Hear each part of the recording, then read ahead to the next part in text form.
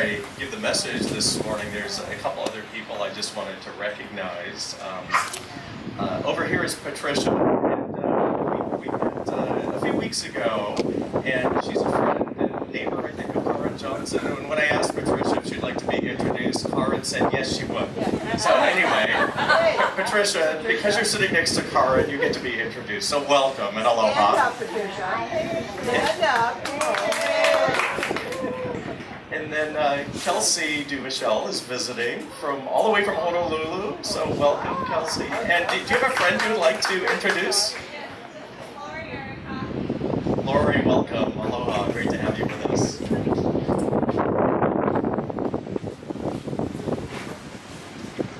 This past week, I decided to Google myself. I didn't know what I was getting in for. I do that every once in a while just to see what's out there in the world for every single person on earth to know about me now and forever. And one of the first things I came across was, I think it's called Genie.com. It's a genealogical website. Genealogical, genie, kind of cute, right? But it surprised me to find my name on there and right afterwards to see the word deceased. So I figured there are other Alan Akanas out there, and this just had to be another Alan Akana. So I looked a little more carefully, and it was Alan Robert Akana, and I thought, go figure, there's another person out there with my full name that's deceased. But then I pushed the little button on there to learn more, and do you know that other Alan Robert Akana is also Reverend Alan Robert Akana? With the exact same parents as me. Henry Ale Akana and Bessie Louise Akana. So my mom hated that name, so I rarely ever said that name, Bessie, because she changed her name to Betty when she was younger. But I thought, you know, go figure, there's somebody else out there with my name, my title, and with parents with the exact same name. And then I wanted to learn more about this other Reverend Alan Robert Akana. And do you know that that other guy had grandparents with the exact same name as my grandparents? And all of those grandparents, brothers and sisters, were the exact same names as my dad's aunts and uncles. So all of a sudden I thought, wait a minute, maybe there's another explanation. Maybe I really am dead. And then I thought, okay, wait a minute, something's going on here. Well, it occurred to me, to a great surprise, that maybe not everything I read on the internet is factual. I know that's going to be a surprise to all of you. But it occurred to me that, you know what, maybe it's just wrong. Maybe I am alive after all. So I was kind of having some fun reading all about my dead self, and it occurred to me that no matter what you're doing, there's going to be some information that's not 100% accurate. And as I was doing research for the book of my family's genealogy, I came across all sorts of inaccuracies. Over about a 15-year period of interviewing relatives and doing research, I came across birth dates that were wrong, death dates that were wrong, marriages that didn't take place maybe at all, or marriages that took place on different dates, and all sorts of different kind of embarrassing things. But I thought, you know, not everything out there is 100% true. So I started thinking about, you know, just all the stuff that's out there, and I also realized as I was doing research for my book that, you know, this is all about my family and the Hawaiian experience on the Hawaiian side of my family. And even though there were little details that I found that were absolutely inaccurate, there were also assumptions and patterns of things that held true throughout the ages, from one generation to the next, all the way back to 1756, when my great-great-great-great-great-grandfather Kahekili was born, until today. And one of those assumptions is that the ocean for Hawaiian people is a really good thing. It's always been a good thing, And Hawaiian people have never had a lot of fear over the ocean. It's been a healthy respect, but Hawaiian people have always embraced the ocean and seen the ocean as a life-giving thing. That hasn't been the case for everyone in every culture. In fact, in 1823, when the first Christian missionaries were traveling from Kona through the districts of Kau and Puna, where my ancestors were living at the time, they actually wrote about their experiences, and one of the things that they wrote about was how absolutely profound it was that Hawaiian people didn't seem to have any fear of the ocean. In fact, they wrote about how when the waves got bigger and seemingly more dangerous, more people went out surfing.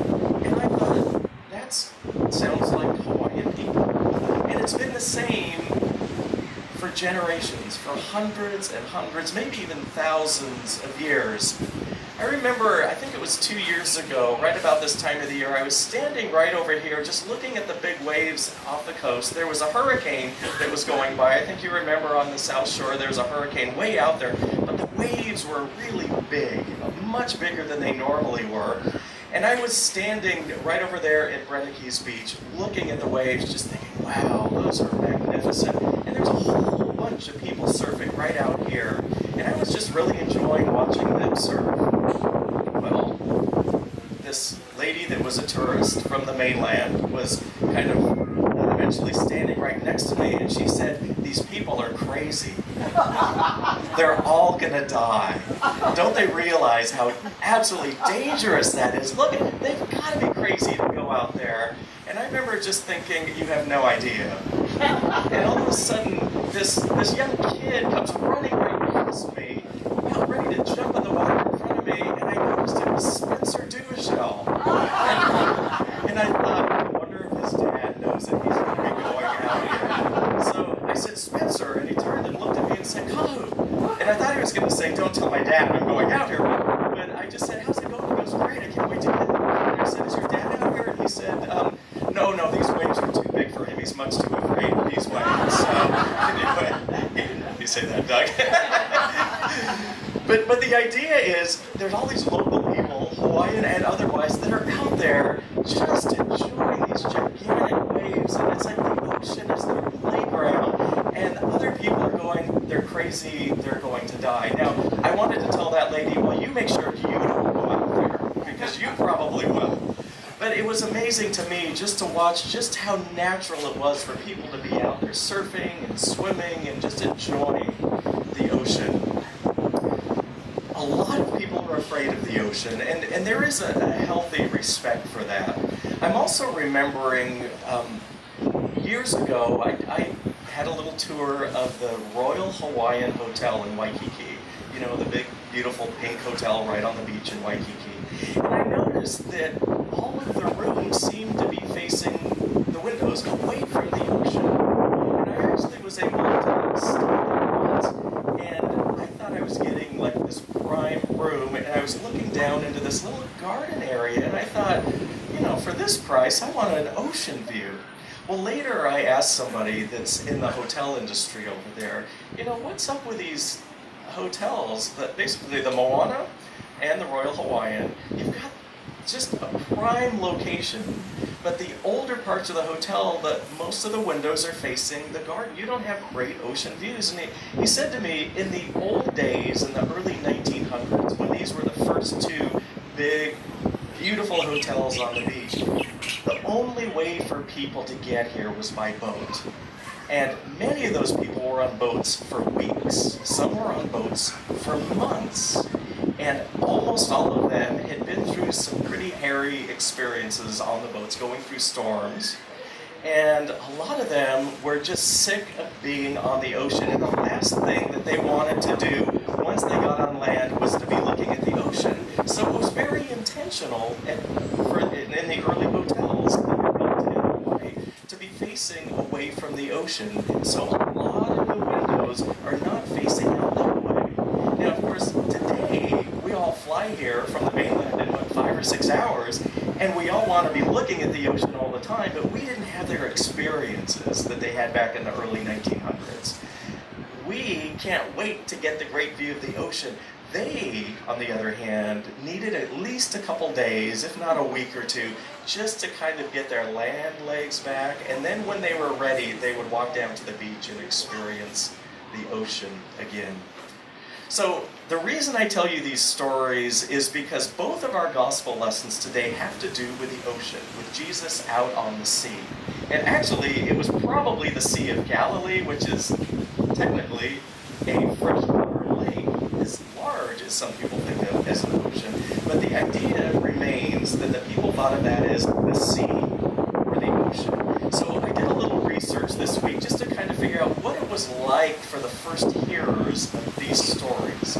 So I'm imagining about 40 years after the death of Jesus, when the Gospel of Mark was written, what people thought of when they heard the word the ocean or the sea. And let me just tell you right now, it was not all good. So the people that were listening to the Gospel of Mark, either hearing it or reading it for the first time, they were Jewish.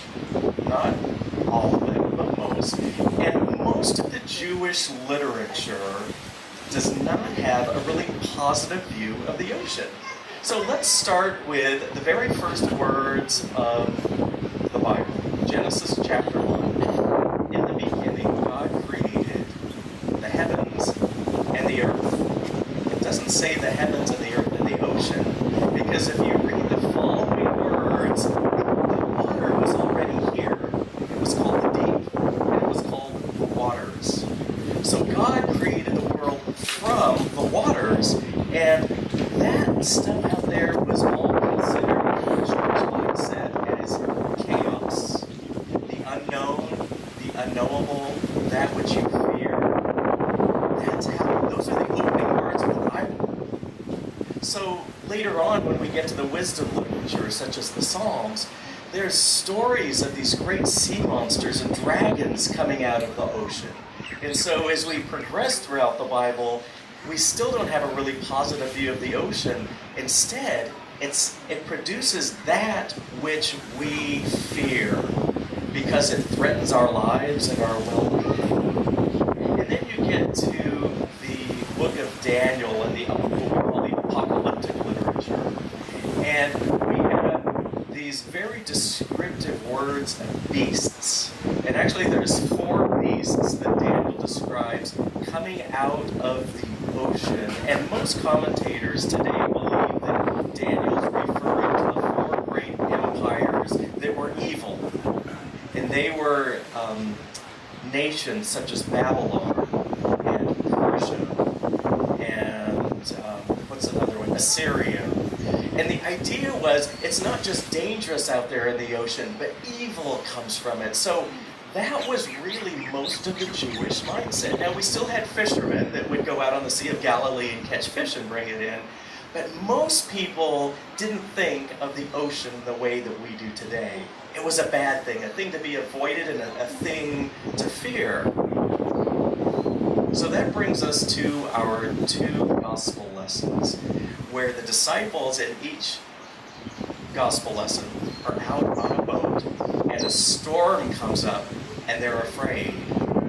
Now, even though most of us don't think of the ocean in the same way that the disciples must have thought of it, and the original readers of the Gospel of Mark, I think we too can relate, because my guess is we've all experienced some kind of chaos in our lives. Some sense of the unknowable, that which we might fear, that which might threaten our lives, our well-being, and maybe even that which is evil. So Jesus actually was the one that was able to calm all of that and to help people kind of get their grounding and their sense of being in the midst of the chaos, in the midst of that which they feared, in the midst of that which is evil in their minds. When we began our service this morning, I asked you what the first word was that came to your mind when you looked at the ocean and you thought of the ocean, and it was all positive. It had to do with beauty, with peace, wow, I think somebody said, magnificent, on and on and on. It's all good, and we celebrate the ocean, especially here, those of us that both live here and vacation here. But the message for us today really is not necessarily the way we see the ocean, but the way people used to see the ocean, because it still applies to us. Jesus is that which calms everything that we consider fearful, everything that we consider unknowable, everything that we think of, whatever we're going through in our lives and we're feeling like we might be on a boat out there just being tossed around by the waves, wherever we are in our lives and however tossed about we might feel, Jesus is the one who points us to God, that allows us to feel that no matter what, there's a sense of calm. I shared a story with all of you a couple months ago about a man by the name of Horatio Spafford. Now, Horatio Spafford was an attorney in Chicago back in the 1800s, and he was a very successful attorney, and unfortunately, it was during a time, I think it was in the 1870s, where he invested most of his assets in real estate, because Chicago at the time was doing really well in terms of everyone wanting to move there and people were paying more and more for property. So he invested pretty much all that he could in real estate, and later that year was the Great Chicago Fire, and he lost just about everything. He still had enough money to take a trip with his family, however, to Europe, and so he planned this trip. It was Horatio, his wife, and their daughters were going to go to Europe, and right before their trip, something came up at work and he had to stay. So he sent his wife across the ocean with the 4 daughters, and he was going to catch up with them a few weeks later or a month or so later. And unfortunately, there was an accident. There was a collision with another boat, and all 4 of his daughters died on that trip. And his wife was able to make it to safety without the 4 daughters, and she wrote him a telegram back in Chicago, and it simply said, "Saved alone." And he knew that he had to hop on a boat and go be with his wife in Europe. So he told the captain of the ship as he was going across to see his wife, knowing that they were both in the midst of this horrible grief, losing all 4 of their children, he said to the captain, "When we get to the spot where the accident happened, where all 4 of my daughters drowned, would you just let me know? Because I want to go out there and say a prayer and just feel God's presence where it happened." And so right before they got to that place, the captain let him know, "We're just about to get to the place where all 4 of your daughters died." And he went out there and he had just this amazing time of reflection and prayer. And even though he was overwhelmed with sadness, he ended up writing this amazing hymn that we now know as "It Is Well With My Soul." And he talks about when sadness like sea billows roll, and you can tell by reading the words and when we sing the words that he was in the midst of that sadness, where he just felt like the ocean waves were the sadness, and they were just covering him completely. He had just lost all of his children, and he was in a boat over the place where they all died, and he felt that grief. And yet, he knew God's presence. He felt God's love. And he was able to say over and over in the song, "It is well with my soul. It is well with my soul." And at the close of today's worship service, we're actually going to sing that song together as our closing song. And for me, it always helps to know a little bit of the story of the songs that we sing in church, because when we know what's going on in the minds and the hearts of the people who write those songs, it helps us really to connect and relate. So I'm going to ask you to hold on to that thought for a little bit until we close with that song. And just think about those times in your life where you may have felt some sadness or some fear or a sense of the deep, where you just wondered, what bad thing might come out of whatever is in front of you or below you or all around you. And think of the fact that your soul, your spirit, your mind, your heart can still be well, because no matter what you go through, whatever the emotion might bring to you, good or bad, God is always there present